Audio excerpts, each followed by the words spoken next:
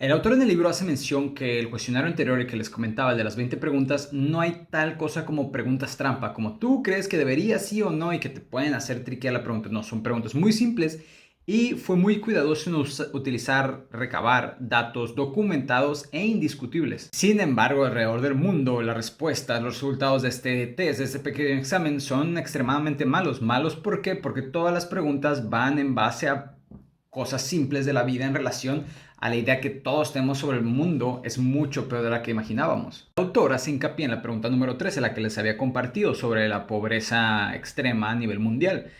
El saber que en los últimos 20 años la proporción de la población mundial que vive en condiciones de pobreza extrema se ha reducido a más de la mitad es un dato revolucionario, es algo muy muy importante. Y es un dato que yo creo que a cualquiera le daría un pequeño panorama, aunque no, a alguien que no vive en pobreza extrema, el saberlo te da un panorama alentador. Y el saber que nadie lo sabe es como te das cuenta cómo estamos tan desinformados en otros aspectos de nuestra vida, siendo una de las más importantes a lo que normalmente le damos importancia, que es la economía, el sustento que tienen las personas, no lo saben, qué otras cosas ignoramos y peor aún, como lo mencionaba anteriormente, cosas que no sabemos, pero suponemos que están más jodidas de lo que realmente están. Para darnos un ejemplo verificable de cómo nuestra ignorancia en realidad puede unirnos más que dividirnos, nos da el ejemplo de un estudio que hicieron en Estados Unidos. En Estados Unidos se dividen por demócratas y republicanos, lo que sería equivalente a México los fifís y los chairos. Y que en Estados Unidos un grupo a menudo acusa a sus oponentes, a los otros, de que no conocen los datos reales, igual que México.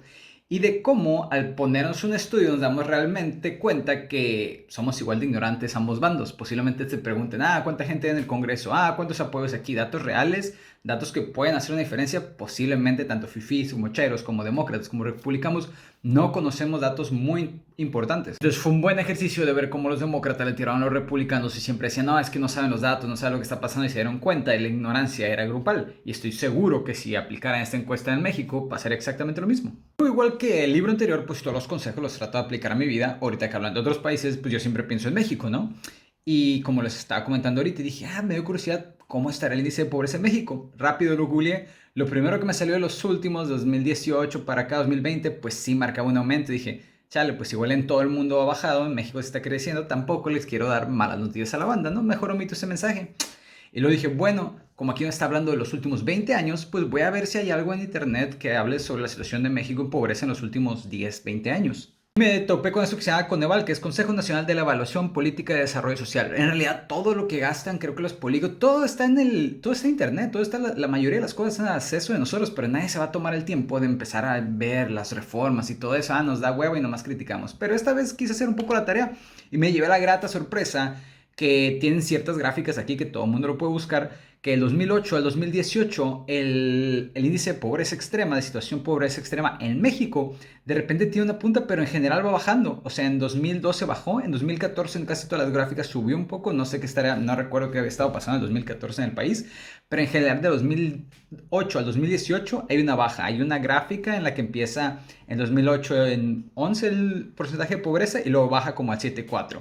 Entonces estoy viendo con datos reales verificables que ustedes también pueden investigar como aún en México, que siempre vemos en las noticias, no sé, tal vez no está pasando en este año, pero que en los últimos 10 años hay un margen del que el índice de pobreza ha bajado. Luego toma otra pregunta de ejemplo de este cuestionario, que es la pregunta número 9 y habla acerca de las vacunas. Te voy a hacer la pregunta a ti y te das cuenta que tan equivocado puede que estés, o tal vez estés correcto. Dice, ¿cuántos niños de un año han sido actualmente en el mundo, en todo el mundo, cuántos niños de un año crees tú que han sido vacunados actualmente contra alguna enfermedad, la que sea, pero que han tenido acceso a una vacuna? ¿El 20% de todo el mundo, el 50% o el 80%? Y sí, la atinaste. Digo, y ahorita ya sabes que las noticias son buenas, ¿no? Es todo mejor.